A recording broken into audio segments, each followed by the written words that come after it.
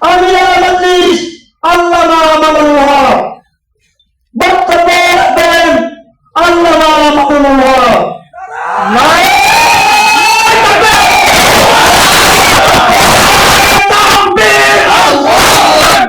এই সমাজ ভাঙতে হবে।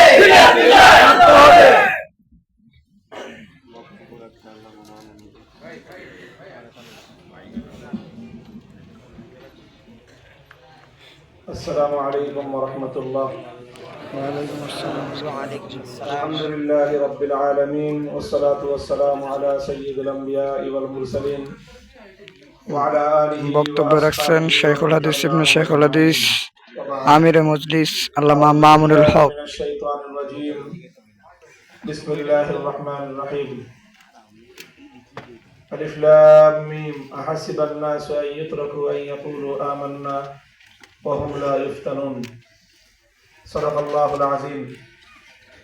প্রাণপ্রিয় সংগঠন বাংলাদেশ খেলাফত যুব মজলিস ঢাকা মহানগর দক্ষিণ শাখার উদ্যোগে আয়োজিত আজকের এই নগর সম্মেলনে উপস্থিত স্নেহাস্পদ সভাপতি, উপস্থিত সংগঠনের কেন্দ্রীয় মোহতারাম সভাপতি,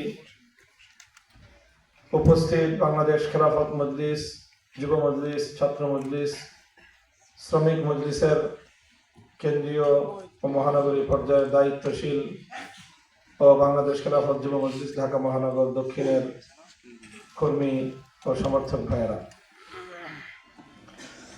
বাংলাদেশ খেলাফত যুব মজলিস আমাদের সেই সংগঠন যাকে কেন্দ্র করে বিগত 15 বছর ধরে আমরা তিল তিল করে আমাদের আগামীর স্বপ্ন এবং আমাদের আগামীর পরিকল্পনার একটা বড় অংশ সাজিয়েছি। আমরা আল্লাহ পাক রব্বুল আলামিনের রহমত এবং তার সাহায্যের উপর নির্ভর করে 2009 সালের 29শে মে জাতীয় মসজিদ বাইতুল মুকাররম থেকে যাত্রা শুরু করেছিল বাংলাদেশ খেলাফত যুব মজলিস।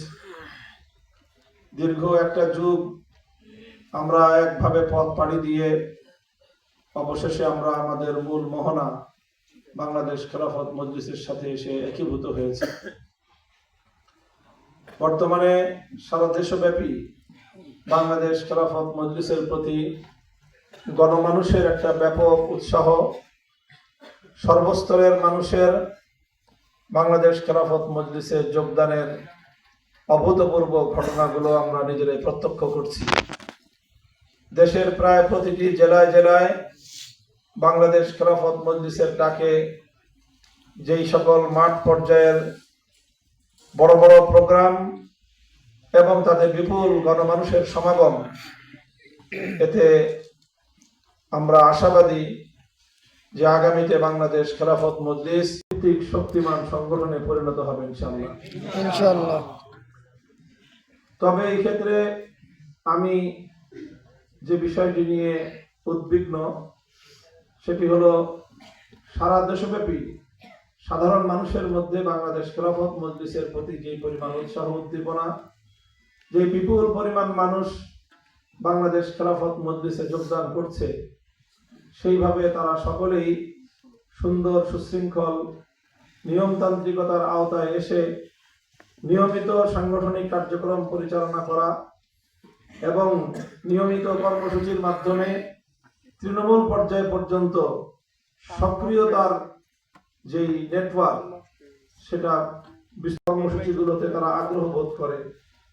কিন্তু সেইভাবে গঠনমূলক কিংবা তরবিয়তি প্রোগ্রাম, সংগঠনের যে প্রাণ চিন্তা, মূল পরিকল্পনা, সেটা বাস্তবায়নে এখনো আমাদের মাঠ পর্যায়ের জনশক্তিকে আমরা দৃষ্টি সেইভাবে নিবদ্ধ করতে সক্ষম হইনি। এই ক্ষেত্রে আমার বাংলাদেশ খেলাফত যুব মজলিসকে নিয়ে অনেক বড় আশাবাদ। আমরা মনে করি আমরা বাংলাদেশ খেলাফত যুব মজলিস 2009 সালে শূন্য থেকে শুরু করে সারা দেশে সংগঠনের একটি নেটওয়ার্ক বিস্তৃত করতে সক্ষম হয়েছিলাম। সেই সাথে দেশের প্রতিটি অঞ্চলেই প্রায় বাংলাদেশ খেলাফত যুব মজলিসের নেতা কর্মীরা তাদের যে নিয়মতান্ত্রিক যে কর্মসূচি, সাপ্তাহিক ভিত্তিতে 4 কাজ: ইসলাহি মজলিস, দাওয়াতি মজলিস, হালকায়ে তালিম এবং ইজতিমাই দাওয়াত। এই 4 কাজ, ত্রৈমাসিক কর্মসূচি, তরবিয়তি সফর, এই কর্মসূচিগুলোকে গুরুত্বের সাথে আঞ্জাম দিতে অভ্যস্ত হয়ে উঠছিল। সেই সাথে ইসলামের মূল 3 কাজ, দিন বিজয়ের 4 স্তর সহ সংগঠনের যে মূল বক্তব্য, সেটা জনশক্তির সকল পর্যায়ে। আমি মনে করি বাংলাদেশ খেলাফত যুব মজলিসের সবচেয়ে বড় কাজ হবে গোটা বাংলাদেশের সকল জেলা, প্রাথমিক পর্যায়ে, দ্বিতীয় পর্যায়ে প্রত্যেকটি উপজেলাকে সাংগঠনিক এই নেটওয়ার্কের আওতায় এনে সংগঠনের সাপ্তাহিক ভিত্তিক 4 কাজ এবং আমরা অন্তত 1-2টা সেশনের মধ্যে বাংলাদেশের সকল উপজেলা লেভেলকে আমাদের এই নেটওয়ার্কের আওতায় নিয়ে আসা অবশ্যই জরুরি।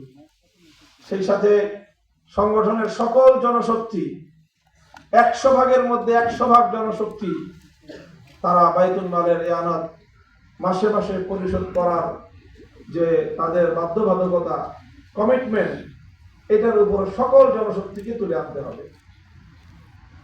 আলহামদুলিল্লাহ, সংগঠন আমরা মনে করছি, পর্যবেক্ষণ হলো আমার যে বাংলাদেশ খেলাফত যুব মজলিসের চলতি সেশনে যে নতুন নেতৃত্ব গড়ে উঠেছে, আমরা যারা বিগত সেশনগুলোতে বাংলাদেশ খেলাফত যুব মজলিসে দায়িত্ব পালন করেছি, আমরা মূল সংগঠনের দায়িত্ব গ্রহণ করার পর একটা সম্পূর্ণ নতুন সেটআপ, তরুণ একটি নেতৃত্বের হাতে আমরা বাংলাদেশ খেলাফত যুব মজলিসকে তুলে দিয়ে আমরা নিশ্চিন্তে নির্বিঘ্নে গণসংগঠনের কার্যক্রম পরিচালনা করছি।